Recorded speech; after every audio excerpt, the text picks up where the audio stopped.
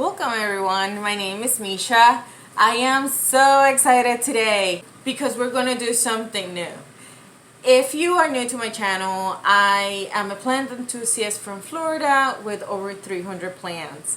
And today I just want to, tag you guys along in changing some of my plants to Leca.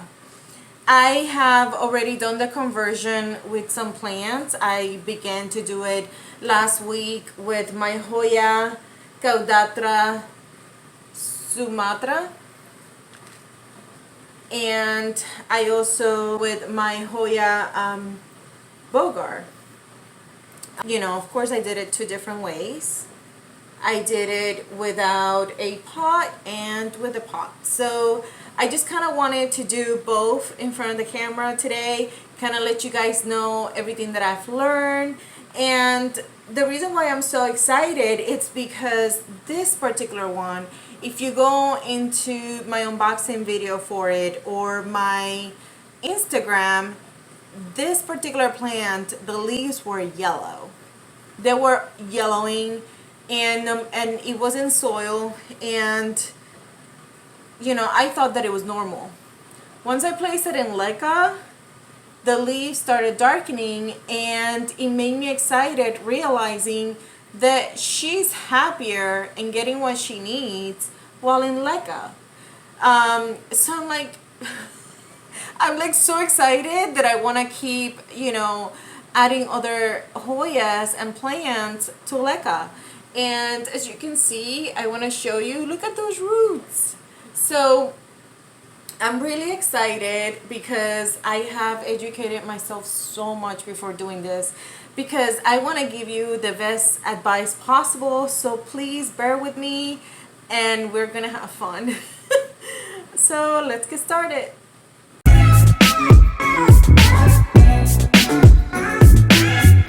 So the items we're gonna need is Leca,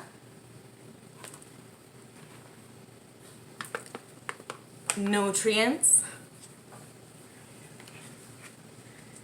We're gonna do it with a little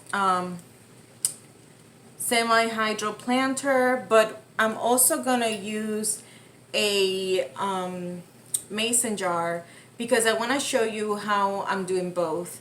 And the plants that I'm transitioning today are going to be Hoya graveolens, and the reason it's because I'm not sure if you're able to see it, but the leaves, when they came to me, they were quite yellow.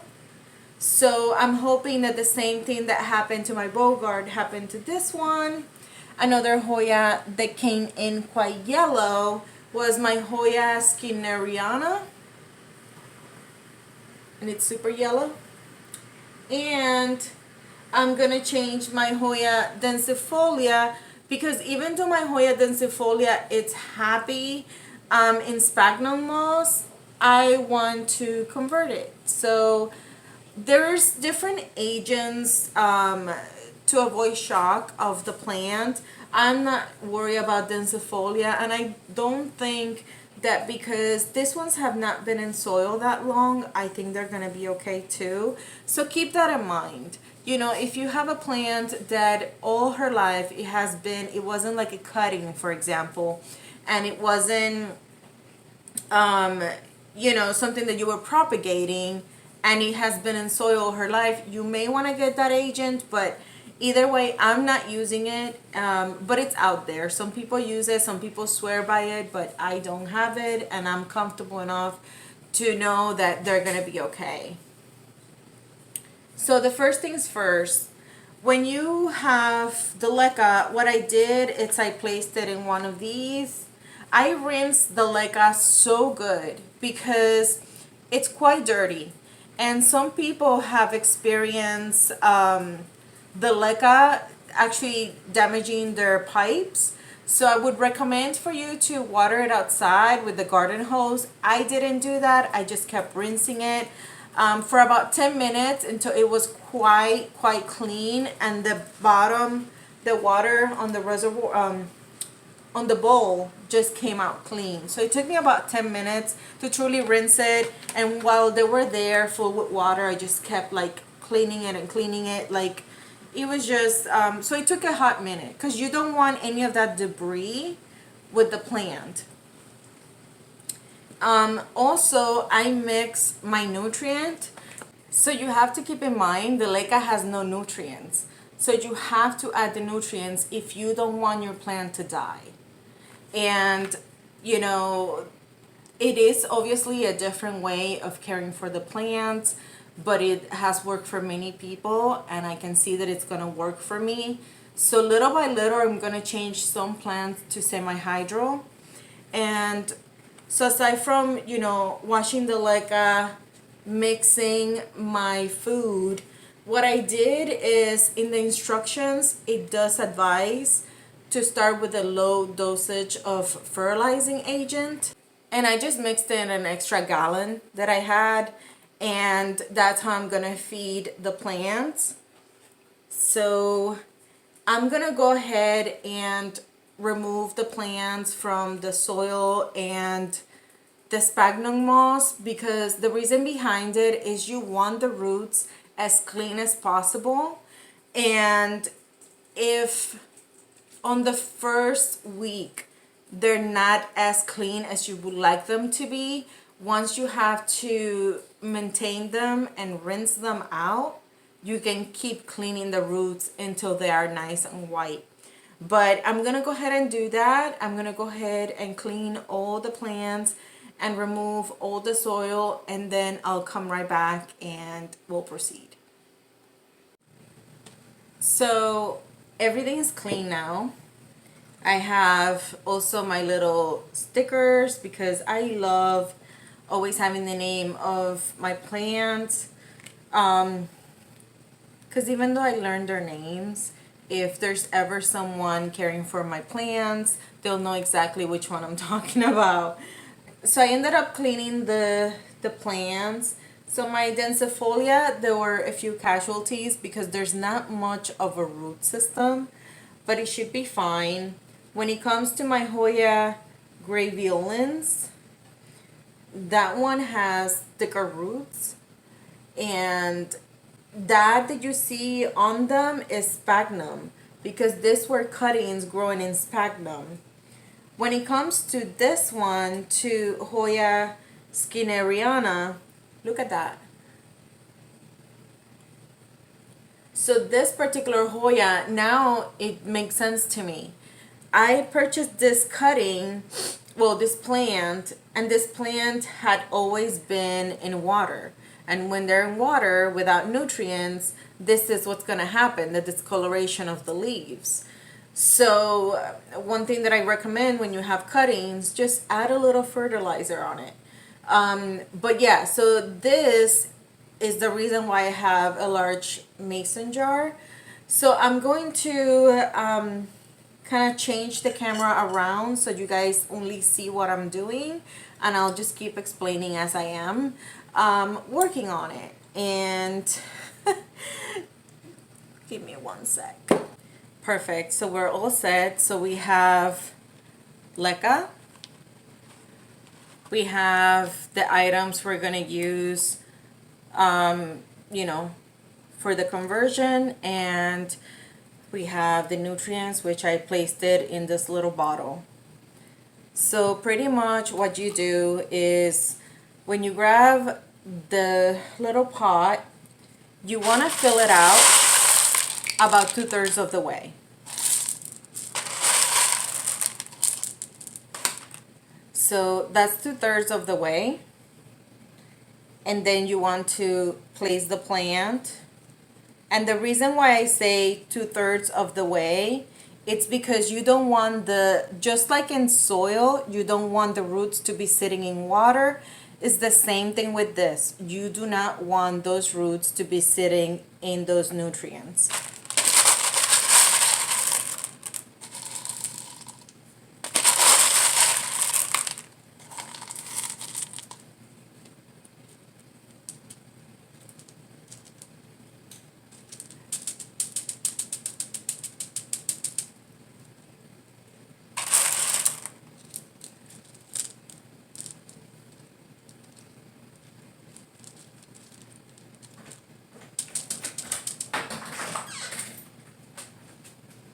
And you are going to just add, once you put it in your little container, you're just gonna add about an inch of water, because the leca helps through capillary action. So that's what I'm gonna do. I'm just going to go ahead and add the nutrient.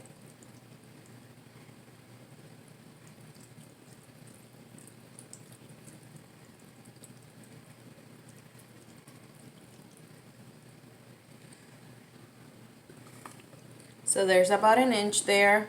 And what's gonna happen, it's through capillary action that's gonna come up, feed the plant, and I don't have to worry.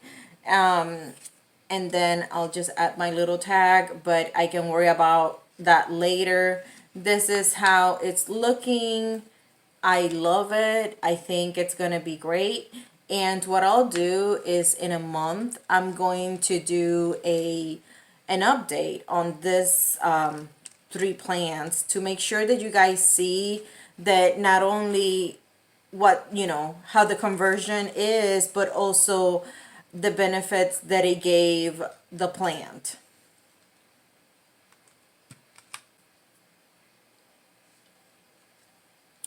The next one's going to be a little tricky, because the Hoya graveolens, I feel like it has an awkward shape. It's bended forward.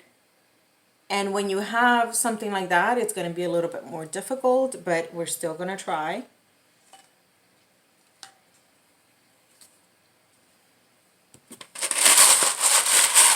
Again, 2/3 of the way.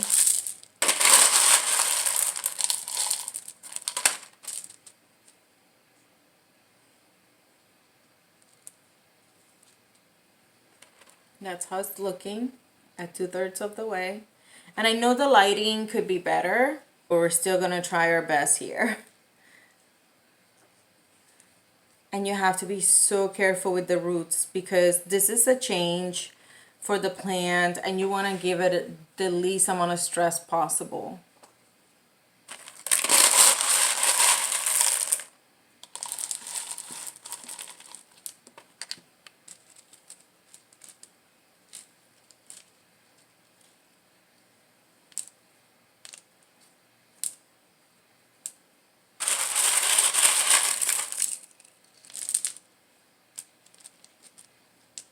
What I like to do is I like tapping the leca so that everything kind of goes to its place. Actually, I'm kind of happy with the way it turned out. What do you think? And I'm just trying different things, so I ended up getting this little bowl, and I'm gonna do the same thing. I'm gonna work it until I have about an inch. And once the roots are bigger, what I'm gonna do is I'm gonna transplant it to something taller and larger. The beauty with this particular pot is that you can just pick up the pot and clean the plant. And then when it comes to a mason jar, you have to pretty much replant the plant every single time that, because every couple weeks, you want to clean the leca. And also, I'm going to feed the plants every 2 weeks. I'm not going to do the nutrients every feeding, because the particular nutrients that I purchase, they're good enough where you can do that. As the plant ages, I can increase the amount of food, case by case basis. So now we're going to do the Skinneriana. So please bear with me, because this one's going to be, because it has so many roots, I'm going to have to add a lot of leca to this.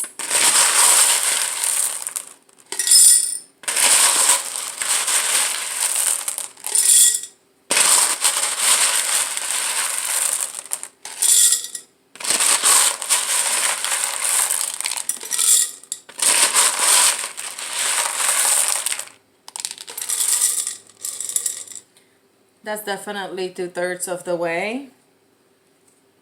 Because it's not like soil where you have to give it an inch or two For watering this, you can fill it up all the way up to the top, which is a good thing.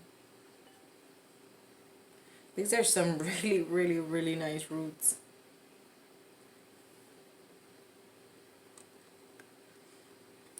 And I ended up getting this one not long ago, so I know she's gonna be happy once she starts getting the correct amount of nutrients. And it'll be nice to see what the color should actually be.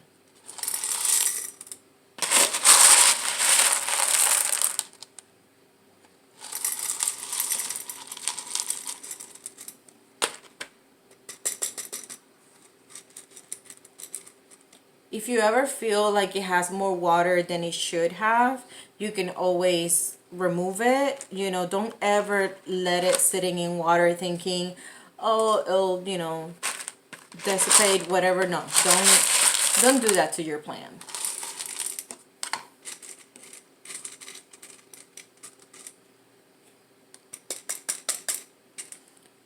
Perfect. So this, let me move it up a little bit. This is sorry.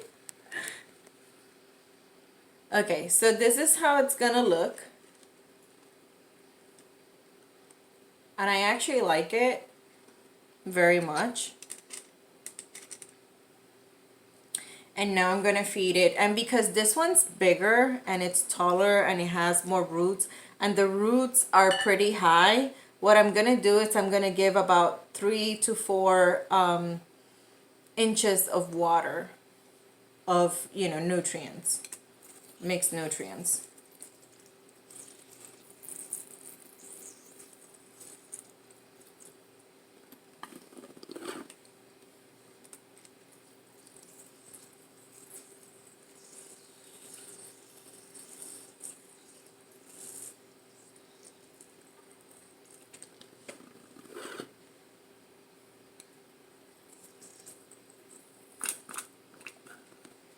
I think I mixed quite enough. So the nutrient goes about 4 inches. So see the difference of where the water level is and where the roots are. Don't worry about watering those roots because again, the capillary action, it's gonna give the roots exactly what they need. It's gonna give them enough. So please don't, even in Leca, your plants could get root rot. So that's why, you know, I can't stress enough, please, you know, don't overwater and give root rot to your plants when transitioning to Leca. From what I've noticed, the nutrients and the water last quite a bit. What I'll do is on the next feeding, I'm gonna give just regular water. Then on the second week, I'm gonna clean the pebbles and then give nutrient again. So yeah, this is it. So these are my little plants that I transfer into Leca. And I think it's pretty easy. It's just a different type of level when you're working with Leca. You definitely have, I think, more maintenance in my opinion, because in soil, you know, some plants you can just feed them once a month, sometimes every 3 months, but with Leca you kind of have to be more on top of things. I do feel like I ended up getting the type of Leca that it's kind of like rocky to give it more of a natural look. I do see people with round Leca and it's just not my taste. But if I don't have something that looks like this and I have to get the round ones, I'll do that. So just to recap a little bit, get your Leca, rinse it well until you don't see any debris coming out of the Leca. Make sure that you clean the roots extremely carefully on the plants. When you place them in the container, make sure that the container has been filled 2/3 of the way in Leca. Please plant according to plant size and roots, and never ever ever get the water level to go up to where the roots are, and then just feed, depending what nutrient you get every 1 to 2 weeks. And that's pretty much it, guys. I am so happy. I can't wait to see how they look, a month from now. Let me know in the comments below if you have any questions, if you ended up, liking the video. I actually love doing planty things. I tend to do something plant related daily. When you have a large collection, you have to. Right now I have about 63 Hoyas in my collection, and that's different species, 63 different species. And then the rest is just a diversity of species. I did just a week or two ago, I ended up doing a houseplant tour, and it's on my channel, so give that a view, and just, yeah, let me know what you think. I love answering questions. I do think that we all learn together, so please, if you have any questions or if you have any suggestions, I would love to hear it in the comments below. One last note, I'm sure I mentioned it, but if you can't clean the roots 100% and they have either sphagnum moss or soil, that's fine. Do your best to clean it, and every time that you have to rinse the leca, just rinse the roots. And as they're growing, you can also cut them back when they're at a nice size, but they should be fine. And that's it. So thank you so much for watching. I hope you like and subscribe, and until next time, bye.